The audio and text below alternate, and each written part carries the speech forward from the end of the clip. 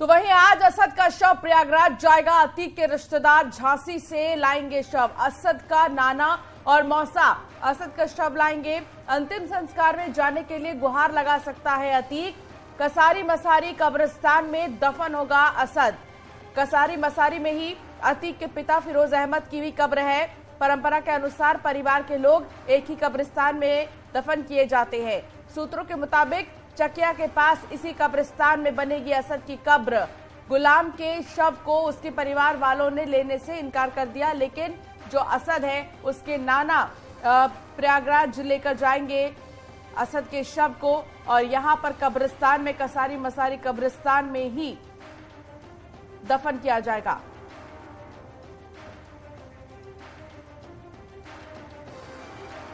प्रयागराज से संदीप पांडे हमारे संवाददाता हमारे साथ जुड़ गए हैं। संदीप, देखिए यहाँ पर जो नाना है असद के, वो शव को लेकर आएंगे प्रयागराज और यहाँ पर कसारी मसारी कब्रिस्तान में दफन किया जाएगा। लेकिन सवाल ये है कि और कौन से ऐसे रिश्तेदार होंगे असद के नाना के अलावा जो यहाँ पर पहुंचेंगे?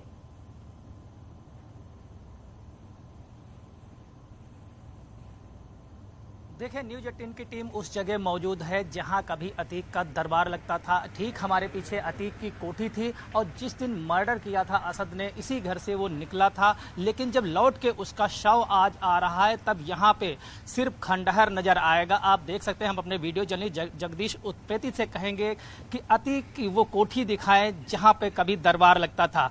और यहीं पे असद उस दिन था जब वो उमेश पाल के मर्डर के लिए निकला था। लेकिन जब लौट के आज उसका शव पहुंचेगा तो यहाँ सिर्फ खंडहर होगा। और ये यहाँ पे कुर्सियां लग गई हैं जो असद के शव आने को लेकर लगाई गई हैं, क्योंकि तमाम लोग जो मोहल्ले के होंगे शामिल होंगे। लेकिन रिश्तेदार कोई अभी खुलकर सामने नहीं आ रहा है, क्योंकि इसी मोहल्ले में, चकिया मोहल्ले में ही अतीक के साड़ू हैं यानी कि असद के मौसा, और इसी मोहल्ले में ससुराल भी है यानी कि असद के नाना। ये दोनों लोग उनको लेने, उसके शव को लेने गए हैं। लेकिन अब कौन कौन शामिल होगा इसका कहा नहीं जा सकता। हो सकता है अतीक के शामिल होने के लिए डीएम के पास अर्जी दी जाए कि उसे कुछ दिन के लिए राहत दी जाए और जनाजे में शामिल होने का मौका दिया जाए। लेकिन अभी इसकी प्रक्रिया शुरू नहीं हुई, क्योंकि अतीक के वकील ने कल ही इस बात को मीडिया से बताया था कि अभी ऐसी कोई अर्जी नहीं दी गई जनाजे में शामिल होने के लिए अतीक या अशरफ ने कोई अर्जी दी हो। लेकिन डीएम के पास पावर है, वो आज जनाजे में शामिल होने के लिए अर्जी अगर देता है तो डीएम के पास पावर है, वो अनुमति दे सकते हैं, ये उनके विवेक पे है। लेकिन फिलहाल यहाँ पे जिस हिसाब से कुर्सियां डाली गई, कल तक ये कुर्सियां नहीं थी, जैसा कि हमने यहाँ के लोगों से पता किया, ये कुर्सियां देर रात को डाली गई। उस हिसाब से लग रहा है कि असद का शव यहाँ आएगा। कुछ लोगों के शामिल होने की उम्मीद है। और यहीं से कसारी मसारी जो कब्रिस्तान है, इनका खानदानी कब्रिस्तान है, यहाँ का पुराना कब्रिस्तान है, जहाँ पे असद के बाबा की भी कब्र है, अन्य परिजनों की भी कब्र है। तो परंपरा के अनुसार वहीं पे दफनाया जाएगा शव, परिवार जहां परिवार के पहले से ही कब्रें हैं। तो इसकी तैयारी लगभग चल चुकी। एक यहाँ पे केयरटेकर था जो कि सुबह ही जा चुका है। जैसा कि यहाँ के स्थानीय निवासियों ने कहा कि एक केयरटेकर यहाँ पे रहता है। यहीं पे अतीक के वो विदेशी नस्ल के कुत्ते भी हैं। आप देख सकते हैं ये बाड़ा बना हुआ है जिसमें विदेशी नस्ल के कुत्ते बंधे हुए, इनको खाना पीना देता है जो यहाँ पे केयरटेकर है, और कुर्सियां डलवा के चला गया है। फिलहाल अभी यहाँ पे कोई नहीं है।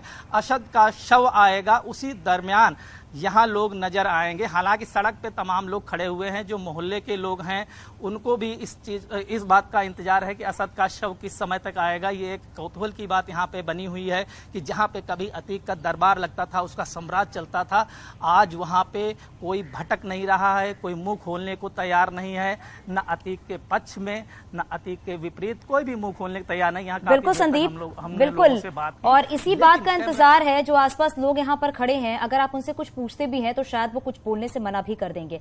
अश्वनी भी हमारे साथ लगातार बने हुए हैं। अश्वनी, आपके पास अभी क्या जानकारी मिल पा रही है? और प्रयागराज से असद के नाना और मौसा के आने की बात की जा रही है, कब तक वो पहुंचेंगे झांसी?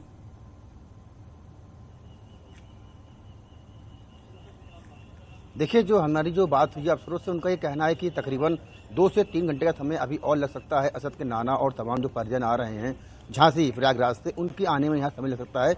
इसको देखते हुए, इसके अलावा जिस तरीके से यहाँ पे एनकाउंटर हुआ और जब ये स्थिति को देखते हुए तो भारी पुलिस बल की भी तैनाती जो पोस्टमार्टम हाउस से लेकर के जब यहाँ से रवाना किया जाएगा अतीक का शव उसको भी सुरक्षा को लेकर के तमाम जो पुलिस फोर्स है वो जिले में चप्पे चप्पे पर तैनात कर दी गई है। तो फिलहाल पोस्टमार्टम हाउस के बाहर और अंदर भारी पुलिस बल की तैनाती कर दी गई है। यहीं से ही जो असद के जो रिश्तेदार हैं वो आएंगे। असद का जो अश्विनी वापस से आपके पास आएंगे, लेकिन इस बीच एक बड़ी खबर की ओर रुख करते हैं प्रयागराज से ही, जहां रिमांड पर माफिया ब्रदर्स से पूछताछ लगातार जारी है और पूरी रात अतीक और अशरफ से पूछताछ हुई है। देर रात दोनों भाइयों को लाया गया था धूमनगंज थाना। 4 दिन पुलिस रिमांड में है अतीक, अशरफ। उमेश पाल मर्डर केस में पूछताछ पुलिस कर रही है। पूरी रात क्योंकि पूछताछ हुई है, बहुत सी ऐसी बातें हैं जो निकलकर सामने आई होंगी। कई सवाल अतीक और अशरफ के सामने रखे गए हैं, लेकिन इस बीच अतीक जिस तरीके से कोर्ट में फूट फूट कर रो रहा था अपने बेटे के एनकाउंटर के बारे में सुनकर, जैसे ही उसे पता लगा कि उसके बेटे का एनकाउंटर हुआ और फिर वो अब नहीं है, तो ऐसे में अतीक फूट फूट कर रोने लगा। हालांकि इस देर रात की पूछताछ में अतीक ने कितना कोऑपरेट किया पुलिस को, ये सबसे बड़ा सवाल है। अतीक के नाम से बनी इंस्टाग्राम पर पोस्ट और पोस्ट कर असद के एनकाउंटर पर जताया दुख, असद की फोटो पोस्ट कर दुख जताया।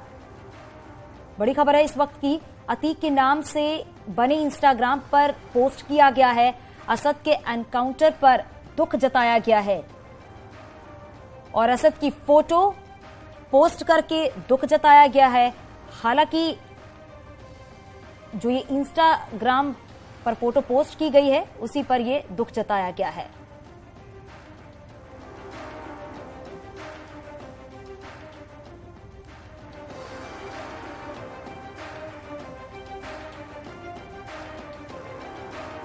तो इंस्टाग्राम की ये पोस्ट आपको दिखा रहे हैं। इंस्टाग्राम पर एक पोस्ट किया गया है और अतीक के नाम की आईडी है। सवाल ये है कि आईडी किसने बनाई और अगर ये पोस्ट किया गया है तो इसके पीछे के मायने क्या है। और ऐसे में तमाम हमारे संवाददाता हमारे साथ जुड़े हुए हैं अलग अलग जगहों से। अश्विनी देखिए, बहुत सी चीजें अब निकलकर सामने आ रही हैं। अब अतीक की फेक आईडी से भी बहुत लोग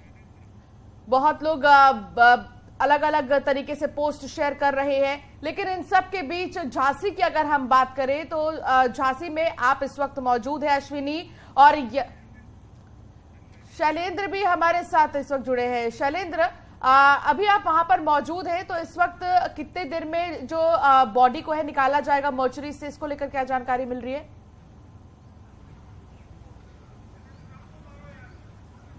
देखिए, अभी अगर मैं बात करूं तो अभी इस बात को लेकर संशय बरकरार है लगातार कि आखिर उनके परिजन कितने बजे तक पहुंचेंगे, क्योंकि लगभग 2 बजे के आसपास जिस मोर्चरी में उनका पोस्टमार्टम किया गया उसके बाद आप देख सकते हैं कि तस्वीरों में पुलिस बल जो है तैनात है। यहाँ पूरी तैयारियां हैं, क्योंकि जिस तरीके से कल शाम कुछ 6 बजे के आसपास दोनों की डेड बॉडी जब मेडिकल कॉलेज में एग्जामिन करने के बाद यहाँ पर लाई गई थी और उसके बाद से लगातार जो यही कयास लगाए जा रहे हैं कि कब वो यहाँ पहुंचेंगे। हालांकि अभी इसकी ऑफिशियल जानकारी किसी के पास नहीं है। यहाँ का स्थानीय प्रशासन से का व्यक्ति कोई भी बात करने को तैयार नहीं है।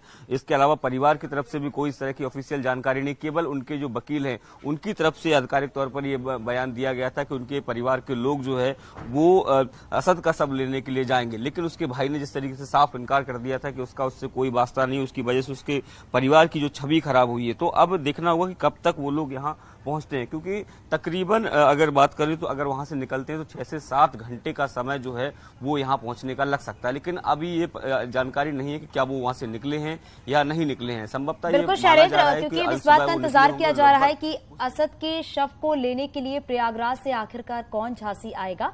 आप इसकी जानकारी रखिए, फिर आगे भी अपडेट आपसे लेंगे। आप सभी का बहुत शुक्रिया इस पूरी जानकारी के लिए।